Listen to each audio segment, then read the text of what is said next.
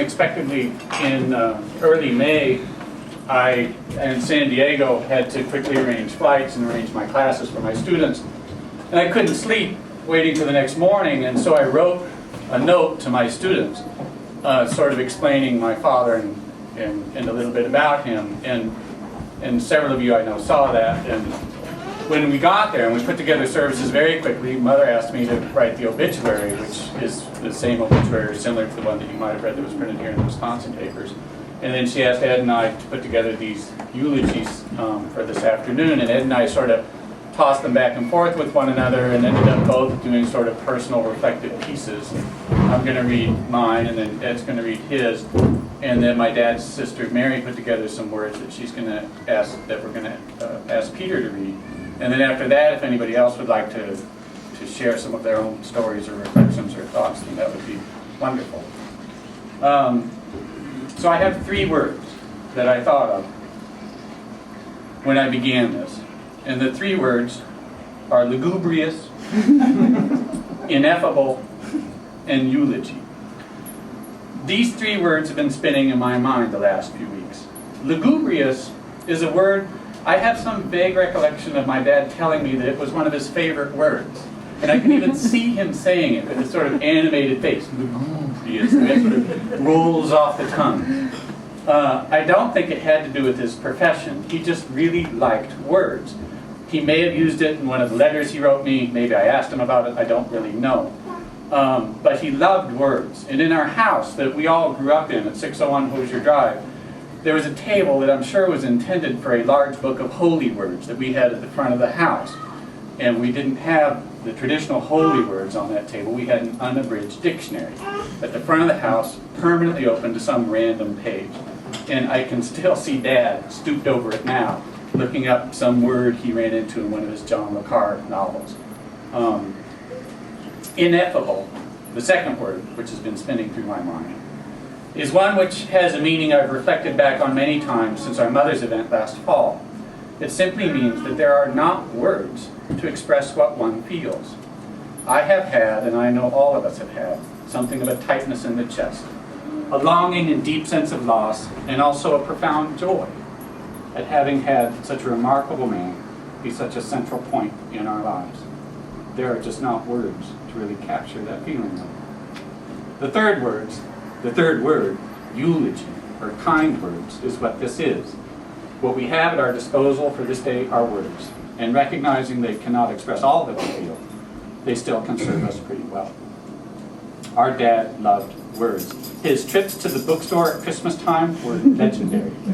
On one of his last trips, he sent my son Calvin, who was then 6, a copy of Treasure Island, along with a story that he read it by himself when he was 6. Now, I just read this with my 6-year-old, who is a reasonably good reader, and that's quite a formidable task for a 6-year-old to read Treasure Island.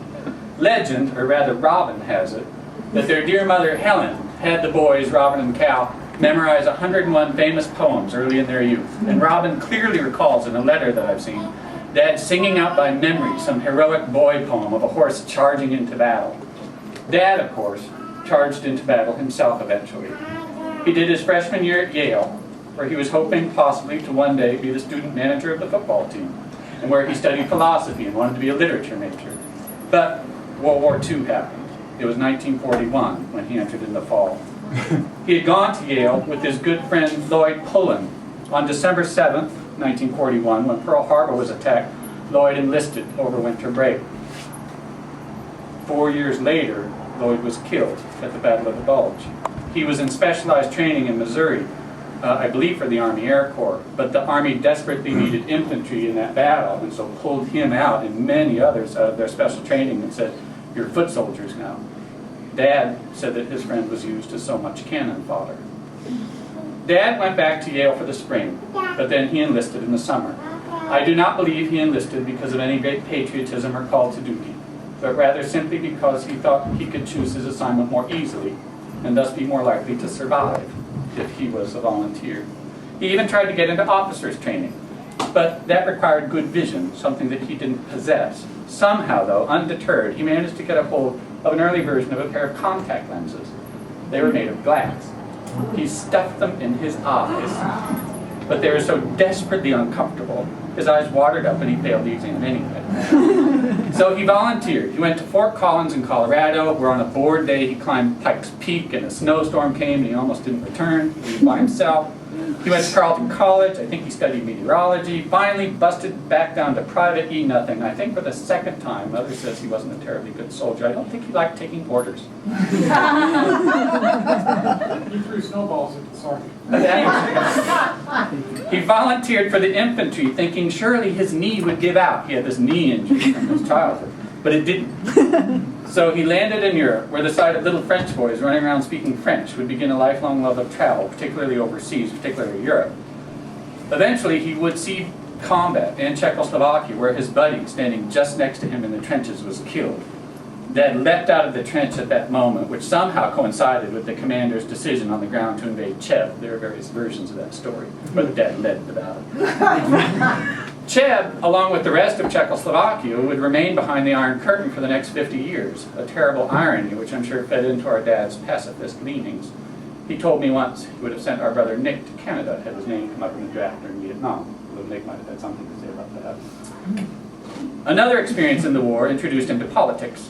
In 1944, he was 21 and he could vote for the first time. FDR was running for an unprecedented fourth term, and Dad voted for the opponent, Thomas E. Dewey. The sergeant, seeing Dad's ballot before he put it in the box, took the ballot, ripped it up, and told Dad, "We're all for FDR here." Dad thus became a lifelong, almost Republican. On returning to the States, he returned to Wisconsin and the University in Madison. After running around for 4 years trying not to get killed, he told me he simply did not want to be far from his family, especially his younger sister Mary, whom he adored. He also did not, apparently, want to be a writer anymore. Though his love of books and words would never leave him, his academic interest turned to medicine, a field which he would cultivate into an encyclopedic volume of knowledge. In school, of course, he would meet the love of his life, his wife of 60 years, my mother, Jean Raglan Woodfin. And then along the way, with good words, sports, travel, and mother, somewhere, he developed a fine taste in clothes, cigars, and cars. My very first memory of my life is sitting in the middle of the back seat of his Cadillac convertible with the top down, near dusk, at the end of one of those sweltering Indiana summer days like we have here now in Wisconsin. We were returning from Dairy Queen with a nice, cool vanilla cone, and I was staring up at the sky. Another early memory is me, and just Dad, going to pick up his new gold Cadillac at a dealership in Podunk, Dad's word, Newcastle. That was the last car he ever bought from Detroit. With their many travels overseas, Mom and Dad picked up his real jewel of a car, his 1972 Mercedes-Benz 300 SEL, the first car I remember going 100 miles an hour in. He was racing a Jaguar. That was the same car on the way home from the racetrack with Ed and Helen, I think, and after a couple of martinis that he got pulled over by the police. "Slow it down, Dr. Steussy," the officer simply said. After that glorious car and the subsequent gas crisis, Dad got into his diesel phase, much to our chagrin. One day on the way to Lake Santee with my friend Mike, he was going what seemed to be nearly 100 miles an hour down this narrow country road that had this infamous culvert, and he swooped over it, saying, "No wallowing Cadillac could do this." As the little man swooped over the bump, direct quote. What he didn't know was that the little needle on the dash that suddenly went to 0 was his oil pressure gauge. Dad wasn't too knowledgeable about such things and continued driving until he seized the engine. "Grass," he said. He's the only person I've known to use the word grass as a swear word. Yeah. Are there others? No, never heard. Robin. Robin. I never heard it either until today. On another trip to Europe, he bought his famous London striped shirts. I couldn't tell if he thought they were funny or stylish, but he sure wore them a lot, and he always announced them. He said, "What do you think of these London striped shirts? Aren't they dandy?" As we got older and moved away, Dad started a brief tradition of taking me and Ed, when he was around, out for a Christmas clothes shopping spree. Mother would nearly faint seeing the bill from Nordstrom's. In 1997, for my wedding, Norma's and my wedding, he bought himself a custom-cut hickey green suit and a pair of new Ferragamo shoes. He liked nice things, but he also, of course, liked us having nice things. Mother's enlarger for her dark room. Remember the picture Christmas morning of Mother just in awe that he'd gotten this tremendous thing for her. Her annual collection of Lalique, the children's elite and expensive educations. He never flinched that I saw over money, except taking me to the horse track. He'd always sneak me in for free after I was old enough that I should have been. But just a few years ago, my old dog Felix, much older than the dogs here today, he got very ill and needed very expensive surgery, thousands of dollars. Ed, my brother, had recently started his blog, so I decided to put up an entry musing about our decision to go ahead with the surgery or to put him down. The blog ended with my conclusion that despite financial hardship, we had to proceed with the surgery. I had no idea who would read this. It was just sort of, I needed to put the words down to go through my own thought processes. And after doing that, I got a letter in the mail from Mom and Dad, and there was a check in it. Mother, apparently, had called Dad over to read the note, and he had simply said, send him a check. I imagine it was just like that, and I imagine he tottered back over to his chair and his cigar and his book.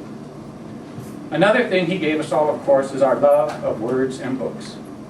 The only book I have any memory of him reading to me is Yertle the Turtle. There are worse things. And turtles, of That's course, he would awesome. read all the turtles free as turtles, and maybe all the others. And then he went back to his cigar and his book. He is not gone. He can never be gone, as long as we remember him.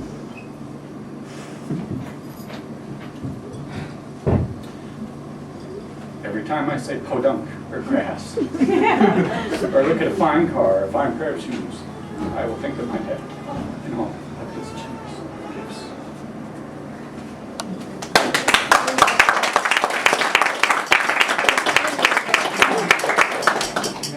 My brother Ed is still here, I think. No, yeah, no. Thanks. Good job.